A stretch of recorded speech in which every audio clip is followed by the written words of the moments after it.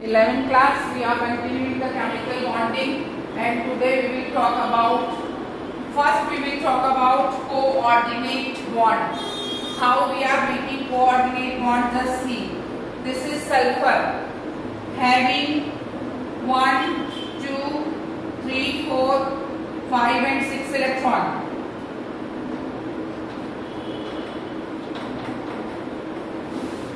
One, two, three, four, 5 and 6 electron.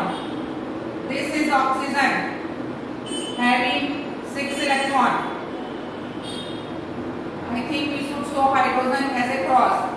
Then you can understand in a very proper way. Again it is oxygen having 6 electron. In this way. Here it is hydrogen having single electron. Here it is again hydrogen having single electron. And from the upper side there is oxygen having 6 electron in this way. All the electron of oxygen you can show in this way. And here again it is oxygen with 6 electron. Now see how the covalent bond and coordinate bond is being formed. Sulfur is trying to complete its octave and it is very easily completed. One from oxygen and 6 its own. So 2 to 4 to 6 and to 8.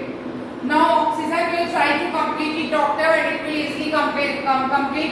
It will take 1 electron from hydrogen, 1 from sulfur, and they have completed. Same thing will happen this side also. 1 from hydrogen, 1 from sulfur, and they have completed their octave. Now what is happening? Hydrogen also converting itself into helium by having 2 electrons. 1 its own, 1 from oxygen.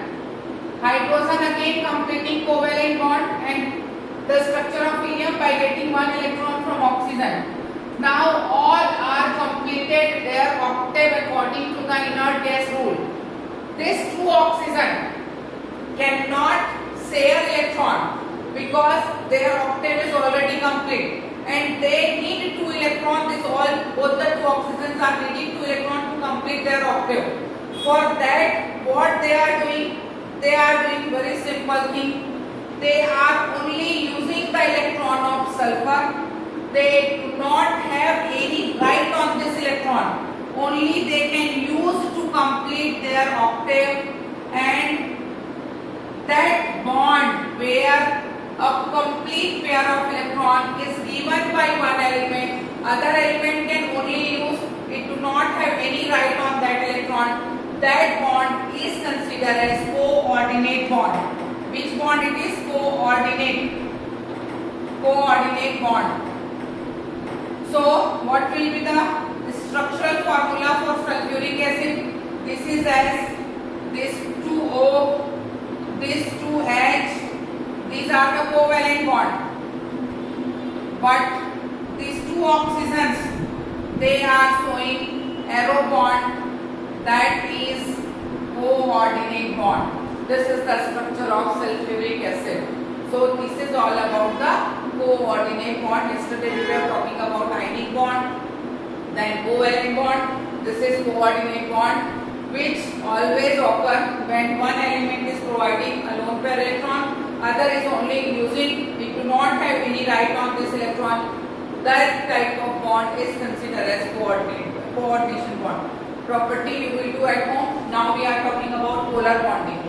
If we are talking about polar bonding, we must understand one thing.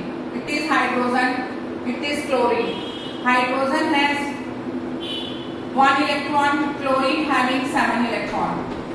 When they are forming covalent bond, when HCl is forming covalent bond, the electron which is present in hydrogen will move towards the chlorine side because chlorine is negative in nature and hydrogen is positive in nature. So the pair of electron is towards chlorine side. Because of that, chlorine is being partially electronegative and hydrogen is being partially electropositive. Del positive, del negative. And there one bond is developing, which is definitely a covalent bond. But due to the presence of 2 polar ends, positive and negative, this bond is considered as polar covalent bond. This bond is considered as polar covalent bond. When bond is being formed between two elements in which one is electropositive and other is electronegative, the electropositive element will repel its electron towards the electronegative element. Because of that, the electropositive element will be partially then positive and it will become partially negative.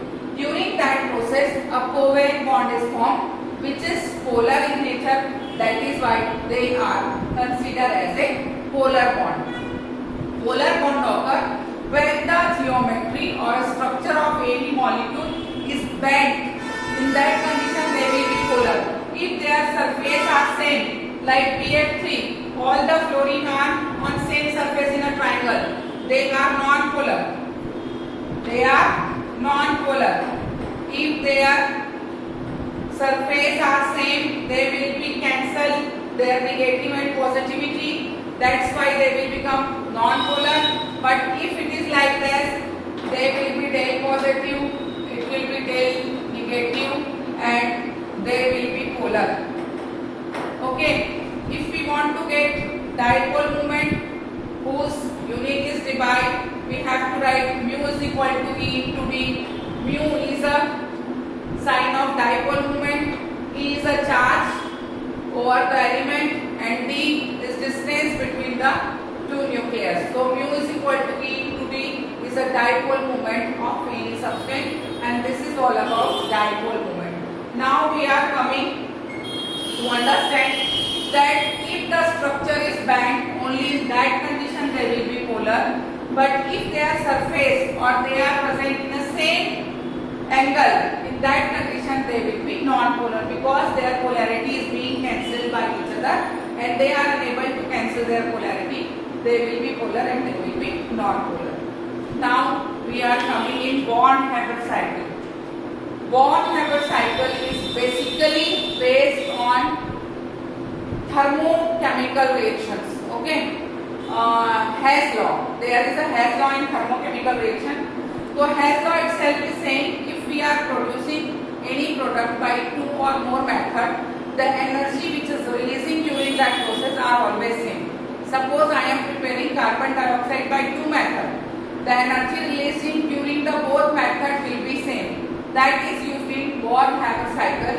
We will show the lattice energy between the crystal. Now I am taking sodium. Sodium is right now solid.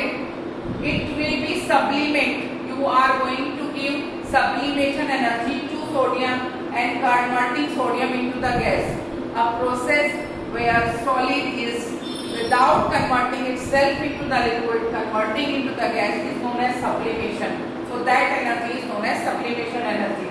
After sublimation, sodium will release its one electron through ionization energy, that is known as plus IT, ionization potential or ionization energy, and sodium will convert itself into Na positive ion. What we did?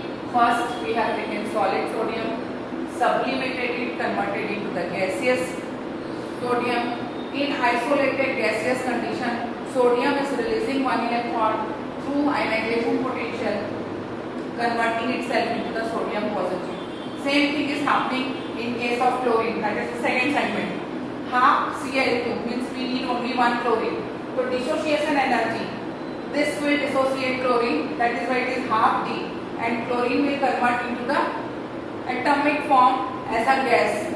Now chlorine will get the electron which is released by sodium through electron affinity, and it will convert itself into chlorine negative. Electron affinity is always in negative form, ionization potential always in positive form. So the energy which required during the gaining of electron is considered as a electron affinity. This all we have read in periodicity. Now both ions, sodium ions and chlorine ion, two processes are there. First there is heat of combustion. Through heat of combustion they will convert their self into NaCl, or through lattice energy. This is lattice energy. They will convert into NaCl. So formation of any crystal in different state by adding all the energy level, the process is considered as a Born-Haber cycle. The process is considered as a Born-Haber cycle. You have to make Born-Haber cycle of MgF2 at home. This is your homework. You have to make Born-Haber cycle of MgF2, and some numericals are there that we will do.